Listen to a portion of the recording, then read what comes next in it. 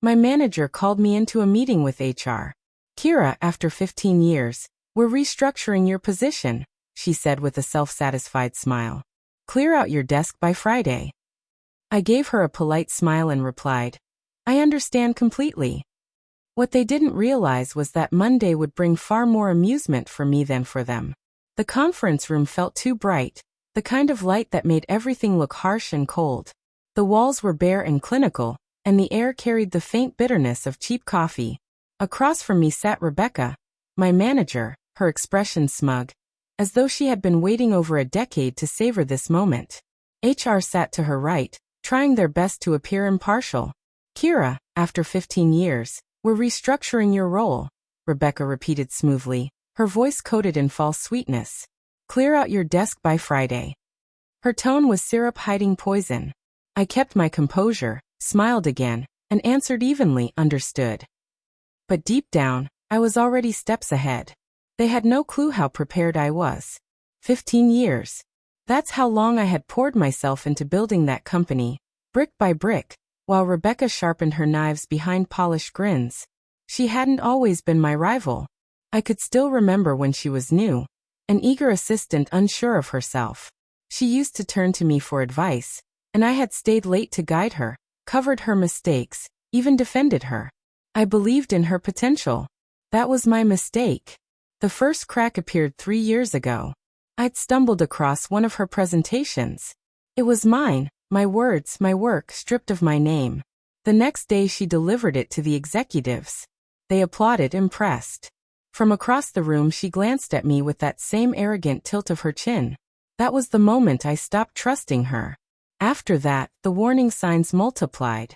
Emails forwarded to leadership without my knowledge.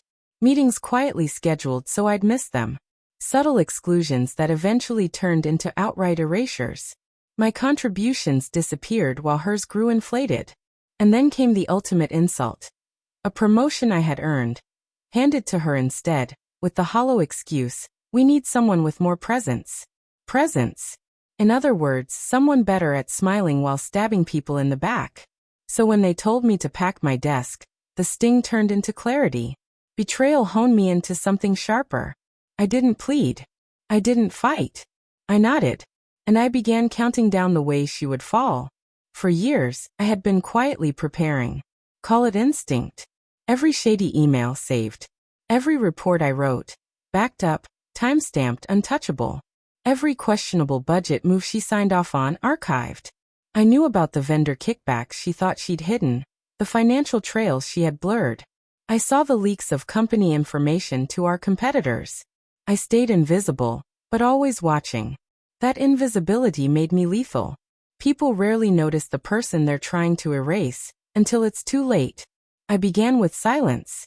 I packed my desk slowly, smiling at anyone who walked past. Whispers started spreading. Kira's leaving. Pitying looks. Sympathetic smiles. Perfect. Let them underestimate me. That weekend, I pieced together everything into one neat dossier, a clean, undeniable trail. Plagiarism, financial fraud, misused funds, secret meetings with competitors. Proof arranged with surgical precision. Then I made 3 copies. One for the board of directors. One for the compliance officer. And one anonymous package for our biggest client, the very one she had been stealing from. Monday arrived.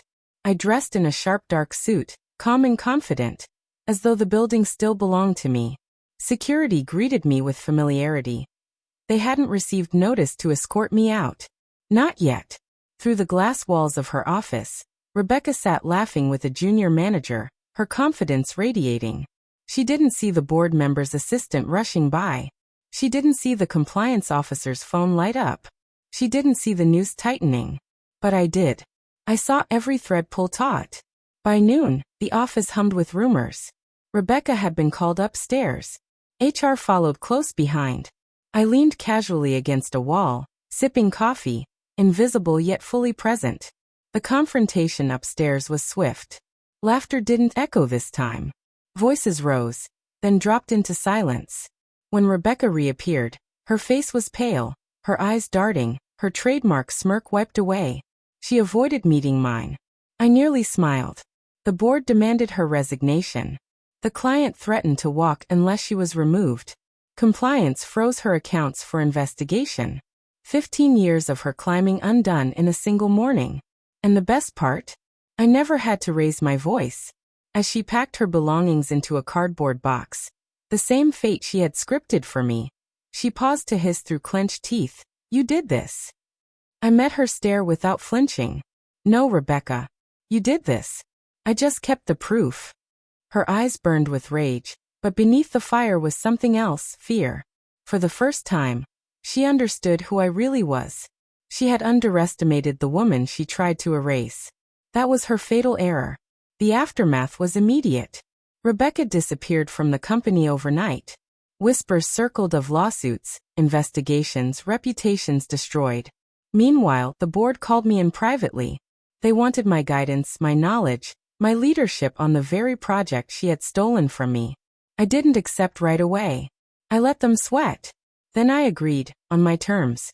Higher pay, full authority, and a direct line to the board. They granted everything. Now when I walk the halls, people look at me differently. No pity. No whispers. Just respect and caution. They don't know exactly what happened, but they know enough. Rebecca thought she had ended me. Instead, she freed me. 15 years of silence had forged this moment. And when the knife finally turned, it cut with precision, clean, unstoppable. I regret nothing. Some lessons can only be learned the hard way. And for Rebecca, Monday was just the beginning of the end.